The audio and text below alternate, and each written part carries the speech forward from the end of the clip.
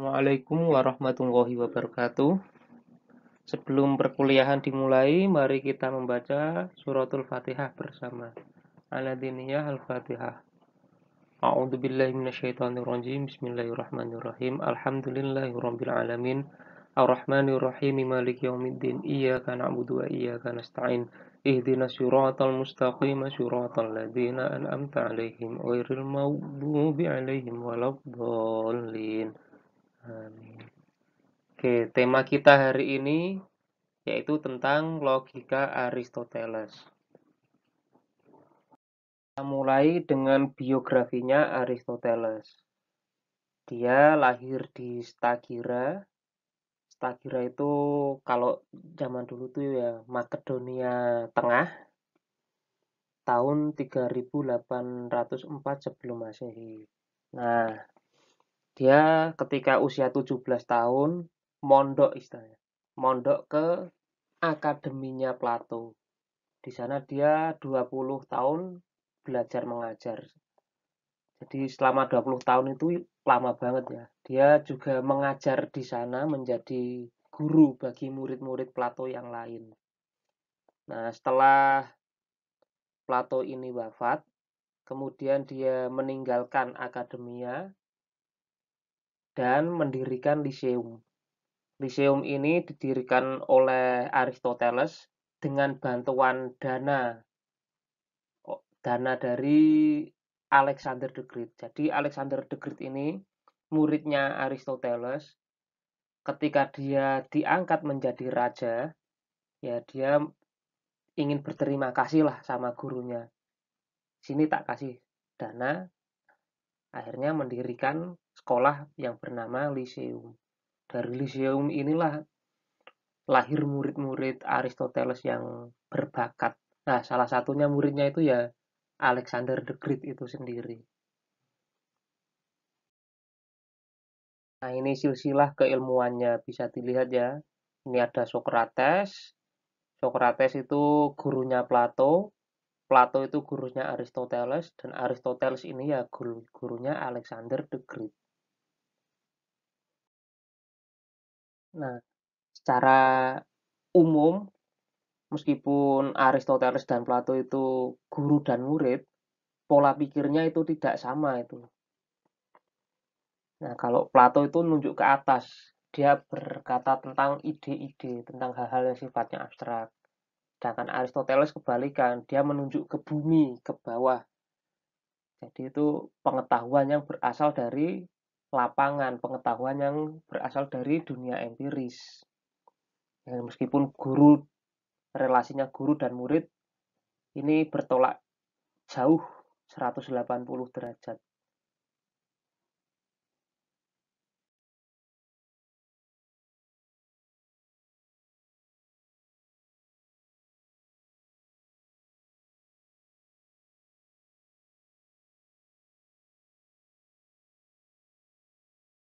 Lama saya langsung lompati ke logika Aristoteles. Apa sih logika itu? Nah, itu ada 1, 2, 3, 4, 5. Logika itu gimana caranya ngambil kesimpulan. Atau bisa diartikan alat untuk mikir, teknik untuk menyusun argumen, atau metode mematuhi aturan-aturan hukum berpikir. Jadi berpikir itu ada aturannya, ada rumusannya. Tidak sembarangan mikir. Itu namanya logika fallacy atau kesesatan dalam berpikir. Jadi mikir itu ada runtutannya, ada aturan-aturannya. Ini salah satu logika fallacy atau kesesatan dalam pikir. Ini ada sebuah silogisme. Premisnya itu penguin itu warnanya hitam dan putih. Premis keduanya, beberapa TV show jadul warnanya itu hitam dan putih. Sehingga beberapa penguin adalah show TV jadul. Ini kan fallacy banget ini. Masa Penguin adalah TV jadul. Show TV yang jadul. Itu kan nggak make sense itu. Nah, dari situ kita belajarlah logika yang benar itu gimana. Nah, kalau ini untuk plesetan seringnya dibikin seperti ini sih. Orang-orang komedi itu menggunakan logika fallacy supaya ya agar lawakannya lucu gitulah. Nah, ini ada quote dari Aristoteles. Bunyinya ini. Jadi kalau pengen punya kehidupan yang baik, ya latihlah pikiranmu secara baik. Itu maksud dari quote ini. Saya kasih contoh ya, pikiran yang baik itu seperti apa? Atau runtutan berpikir yang baik itu seperti apa? Misalnya gini, ada seorang bapak-bapak tanya kepada temennya. Tanyanya gini, Pak, ini ayam punya siapa? Oh, ini ayam punya saya. Lah, dapat dari mana ayamnya? Dari anak saya, Pak. Oh, berarti sampean punya istri ya? Nggih. Oh, saya punya anak ya, berarti punya istri. Oh, bagus. Berarti Bapak ini bukan orang homo. Itu kan runtutannya seperti itu. Kalau orang apa ya, tidak berpikir runtut, biasanya cuma diambil ujung-ujungnya saja. Dari ayam sampai ke homo. Kalau punya ayam sama dengan tidak homo. Kalau tidak punya ayam sama dengan homo. Itu kan istilahnya memotong runtutan. Cuman diambil ujung-ujungnya saja, tidak dilihat runtutannya seperti apa. Ya kayak di Al-Quran itu kan banyak ayat-ayat yang berbicara tentang jihad, Islam, iman, kafir. Iman sama dengan hidup bahagia, kafir sama dengan dibunuh. Nah itu kan kok bisa dari kafir sama dengan dibunuh itu kan, itu runtutannya bagaimana itu. Kalau orang tidak berpikir secara jernih dan logis, itu biasanya cuma diambil ujungnya saja. Kafir sama dengan dibunuh. Itu kan nggak make sense itu. Tidak ada runtutan logisnya seperti apa, asal-usulnya seperti apa. Nah, dari Aristoteles ini kita mencoba atau berusaha berpikir secara logis, secara runtut, agar membentuk pola pikir kita, agar kehidupan kita itu bisa sehat secara mental. Logika pertama ini paling dasar adalah hukum identitas. Seringnya dinotasikan sebagai A sama dengan A. Bola basket ya bola basket, bukan piring. Atau warga NU sama dengan warga NU, bukan warga Muhammadiyah. Nah, kalau warga NU cirinya adalah kalau sholat subuh pakai doa kunut misalnya. Warga NU adalah warga yang sholatnya pakai doa kunut. Nah, ketika ada orang ngaku warga NU, tapi kok sholatnya tidak pakai kunut, ini kan akan membingungkan secara logika. Loh, katanya NU, tapi kok tidak pakai doa kunut? Karena identitasnya nggak jelas. NU itu sama dengan memakai doa kunut, misalnya seperti itu. Atau identitas lagi, guru adalah guru. Nah, ketika ada guru kok duduknya di meja belakang, orang ya pada bingung karena loh, logikanya guru itu ya duduk di depan murid-murid gitu. Ini kok ada guru duduk di belakang. Itu kan tidak sesuai dengan identitasnya. Seperti itu. Nah, kebalikan dari hukum identitas yaitu hukum kontradiksi. Kalau seringnya dinotasikan ini, A tidak sama dengan B. Itu kontradiksi. Ini kebalikannya dari hukum identitas. Nah, ya contohnya sama kayak tadi. Warga NU bukanlah warga Muhammadiyah. Guru bukanlah murid. Atau ini, perempuan bukanlah laki-laki. Itu hukum kontradiksi. Jadi kok kalau ada laki-laki memakai jilbab, memakai anting, gaya jalannya seperti perempuan, ini akan menimbulkan apa ya? Menimbulkan kerancuan dalam berpikir. Orang akan mempersepsinya, kok ada yo? Ini bukan laki-laki. Kok jalannya seperti perempuan, pakai jilbab, padahal dia laki-laki. Karena hukum identitas dan kontradiksi ini apa ya? Menyaratkan harus sesuai dengan identitasnya. Kalau identitasnya tidak sesuai atau kontradiksi, ya logikanya akan kacau.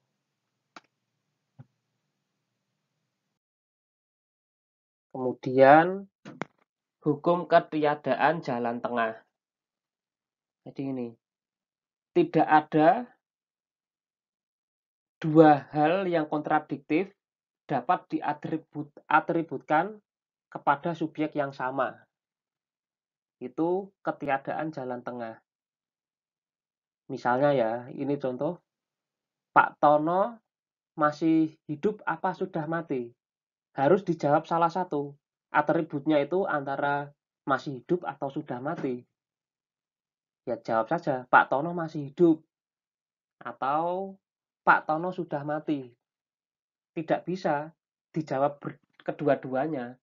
Itu akan menimbulkan kekacauan berpikir. Misalnya ini, Pak Tono sudah hidup dan mati. Itu kan nggak ada kompromi antara hidup dan mati. Harus tegas, pilih salah satu. Hidup atau mati itu. Atau panas dan dingin. Jadi panas dan dingin itu tidak bisa menyatu dalam sebuah subjek dalam waktu yang sama. Jadi harus pilih salah satu. Misalnya di angkringan, Pak pesen teh panas. Atau, Pak pesen es teh dingin nggih.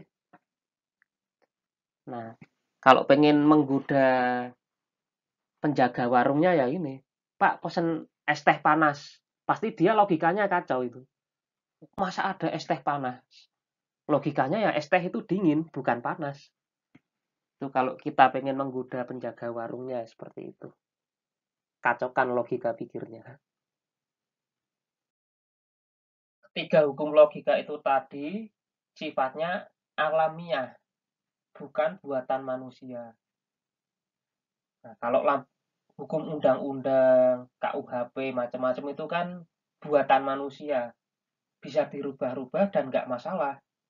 Tapi kalau hukum logika ini, ketiga hukum logika yang dicetuskan Aristoteles ini dirubah-rubah, pasti akan mengalami kekacauan dalam kehidupan. Karena itu sifat alamiah dari cara berpikir. Nah, itu jangan diotak-atik lagi. Emang seperti itulah cara berpikir kita.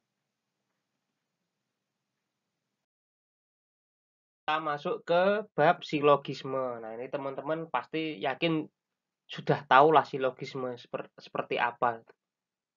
Kalau di tes potensi akademik ketika teman-teman mau ujian SBMPTN atau apalah, itu kan pasti ada silogisme. Itu dapat skor berapa ini kira-kira? Nah, ini silogisme. Udah bisa lah ya. Premis 1, semua reptil tidak memiliki bulu. Premis 2, ular adalah reptil. Kesimpulannya, ular tidak memiliki bulu.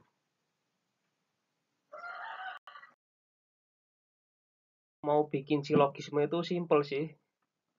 Kalau metodenya bagiku sendiri itu ya tak pegang middle term-nya. Middle term itu apa? Yang simbolnya sama. Nah, kalau saya contohkan ini, middle term-nya itu saya simbolkan C. Jadi middle term ini nanti itu di kesimpulannya dihapuskan saja ini. Itu udah pasti benar, kayak gitu. Saya kasih contoh. Setiap manusia akan mati. Middle term-nya apa? Saya simbolkan dengan huruf C. Budi adalah manusia. Budi akan mati. Nah, itu kesimpulannya seperti itu. Jadi ini C-nya itu dihilangin saja nanti di kesimpulan. Kayak gitu ya. Bisa dilihat juga contoh yang lain. Nanti kalau diskusi, teman-teman cobalah bikin silogisme.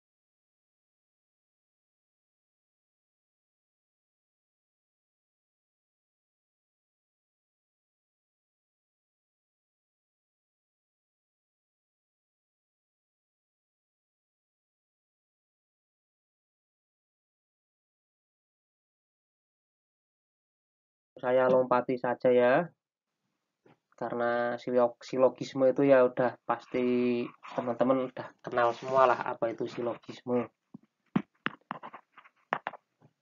Berikutnya itu 10 kategori Aristoteles. Nah, apa sih 10 kategori itu? Jadi gini, menurut Aristoteles, setiap sesuatu yang bersifat fisik, istilah benda lah, ini pasti memiliki kualitas kategori ini.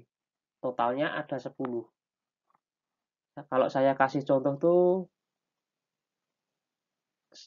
coba bayangkan seekor kucing. Apa sih informasi yang teman-teman bisa peroleh darinya? Pertama, kuantitas. Kalau segi kuantitas, kucing itu beratnya berapa kilo? Oh, beratnya cuma 300 gram. Panjangnya berapa? Oh, 15 cm. Atau kualitasnya. Kualitas itu bentuknya seperti apa? Oh, bentuknya kalau kepalanya kucing itu bulat. Kalau kalau badannya lonjong. Seperti itu.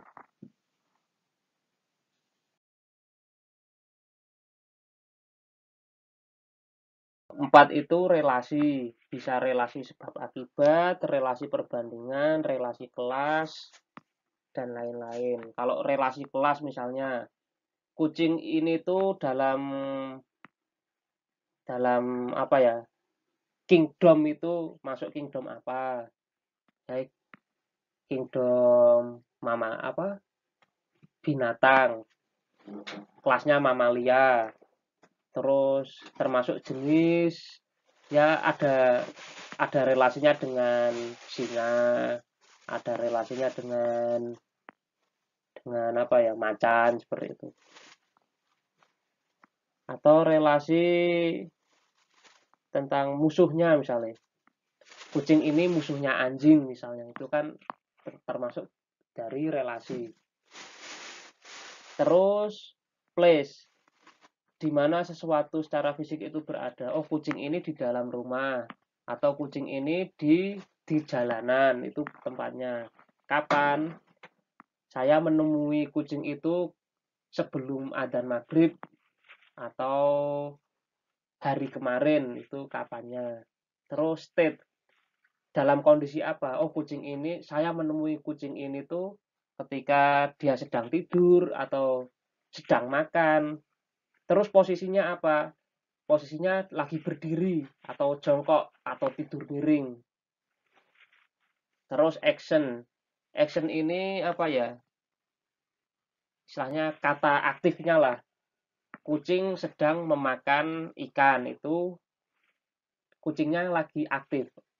Kalau receptivity ini kebalikan, dia ini apa ya? Secara pasif. Jadi kucing itu dipengaruhi yang oleh lainnya. Misalnya kucing ini dielus-elus oleh majikannya, itu receptivity. Atau kucing ini ditimang oleh majikannya kayak gitu. Terus substance. Nah, ini substance itu yang kategori paling ambigu dan banyak ya.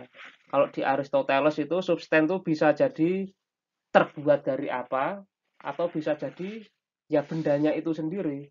Kayak kucing itu terbuat dari apa, kan tubuhnya terdiri dari daging, kulit, ada bulu, itu substansinya. Atau bisa jadi ya kucing itu sendirilah substansinya. Bisa dalam apa adanya atau apa ya, terbuat dari apa, itu substansi. Penting lain dalam pemikiran Aristoteles. Nah, ini dari pemikiran ini tuh diwarisi oleh tradisi filsafat Islam. Nanti kalau teman-teman belajar Ibnu Sina, Al-Kindi, dan kawan-kawan, pasti akan banyak menemui tiga hal inilah. Nah, itu aslinya pengaruh dari pemikiran Aristoteles. Yang pertama itu matter and form. Dua itu actuality and potentiality atau aktualitas dan potensialitas. Yang ketiga itu esensi dan aksidensi. Nah, ini sering dibahas hingga di filsafat Islam nantinya. Kalau teman-teman berminat belajar filsafat Islam. Tapi hari ini kita tidak membahas filsafat Islam, melainkan logikanya Aristoteles. Ini bisa dilihat bedanya ya antara matter dan form itu. Matter itu materinya, form itu bentuknya. Saya kasur itu bahannya dari apa? Bahannya dari busa, dari dakon, atau dari kapuk. Formnya itu apa? Ya bentuknya persegi panjang atau ada bentuknya yang bulat. Berbentuk sedemikian rupa sehingga materi ini bisa disebut sebagai sebuah kasur.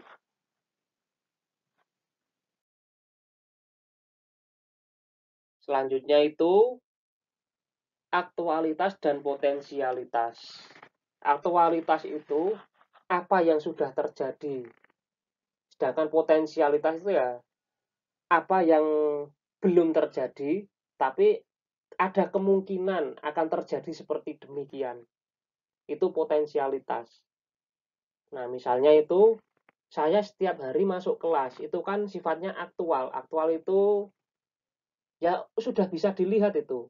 Saya melihat Akmal misalnya, saya melihat Akmal ini setiap hari masuk kelas, itu kan sudah terlihat. Tapi kalau ada orang mengatakan, saya ini rajin loh. Rajin itu rajin dalam bentuk potensi. Karena masih di dalam, dia punya potensi untuk rajin. Dan bisa jadi dia malah nggak rajin di kenyataannya. Itu potensinya. Jadi itu ada aktualitas, ada potensialitas.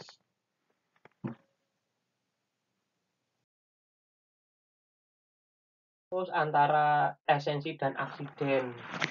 Nah, esensi ini tuh hakikat dari segala sesuatu. Misalnya, ya ini saya contohkan. Sebuah komputer, esensinya komputer itu apa sih? Dia alat komunikasi.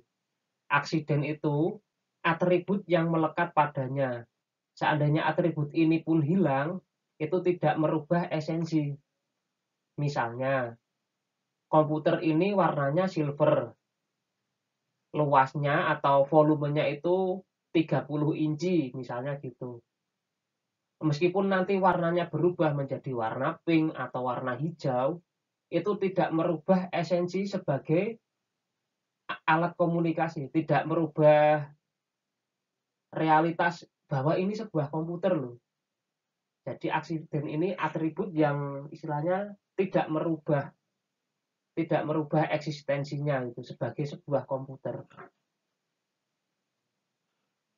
Atau misalnya ini handphone juga esensinya adalah alat komunikasi, warnanya macam-macam, itu aksidennya. Jadi warna itu ya, aksiden itu ya termasuk warna, terus atribut-atribut lainnya lah yang melekat pada sebuah handphone itu sendiri. Nah, selanjutnya konsep kausalitas Aristoteles. Ini dari tokoh Abdul Baha. Abdul Baha ini meneliti Aristoteles dan merumuskan konsep kausalitasnya itu menjadi 4. Yang pertama itu sebab efisien, kedua sebab materi, ketiga sebab formal, dan terakhir sebab final. Itu perumusan dari Abdul Baha ketika dia meneliti Aristoteles. Nah, sebab efisien itu apa? Kursi ini yang membuat siapa? Itulah sebab efisien. Terus materi dari kursi itu apa? Materinya itu bisa kayu, bisa plastik, bisa besi, itu materinya. Terus formalnya. Formal itu bentuk kursi itu apa? Kan bisa banyak, ada yang kotak, ada yang bulat. Nah, itu formal itu ya termasuk nanti alat-alatnya. Ada alat-alat yang dipakai agar sebuah materi itu terbentuk menjadi sesuatu, misalnya kursi gitu. Nah, bentuknya inilah disebut sebab formal. Terus sebab final. Sebab final itu tujuan akhirnya apa itu, atau bisa disebut hakikatnya apa itu. Misalnya kursi itu sebab finalnya ya sebagai alat untuk duduk, atau handphone itu ya sebagai alat komunikasi, atau tas itu alat untuk menaruh barang misalnya, kayak gitu ya. Nah, semoga bisa dipahami oleh kawan-kawan semua. Nanti kalau ada yang susah dipahami bisa ditanyakan di grup WhatsApp. Jasa-jasanya Aristoteles ini ya banyak banget. Kalau di biologi itu dia membuat sistem klasifikasi gitu kan. Makanya bisa, kalau teman-teman belajar biologi itu ada klasifikasi makhluk misalnya. Kayak ini manusia itu nama ilmiahnya Homo sapiens. Nanti di genusnya Homo apa itu. Terus sampai ke tingkat kingdomnya itu kingdom Animalia. Itu yang membuat klasifikasi seperti itu Aristoteles. Terus kalau di keilmuan agama samawi itu apa? Misalnya fikih lah, di usul fikih itu kalau di Imam Syafi'i ya ada Quran, hadis, ijma, qiyas. Nah, qiyas ini tuh ya mirip sama analogi. Terus sampai sekarang logika Aristoteles itu masih kepake juga gitu. Ya, Mas Mbak atau teman-teman ini bisa masuk UIN, itu ujiannya kan salah satunya tes potensi akademik. Tes potensi akademik itu kan yang sering diujikan itu silogismenya Aristoteles. Itu berarti masih berlaku sampai sekarang dari ribuan tahun yang lalu itu. Itu jasa besarnya Aristoteles. Saya akhiri. Terima kasih atas perhatian kawan-kawan semua. Mari mengucapkan alhamdulillah bersama. Alhamdulillahirabbil alamin. Assalamualaikum warahmatullahi wabarakatuh. Lanjut diskusi nggih.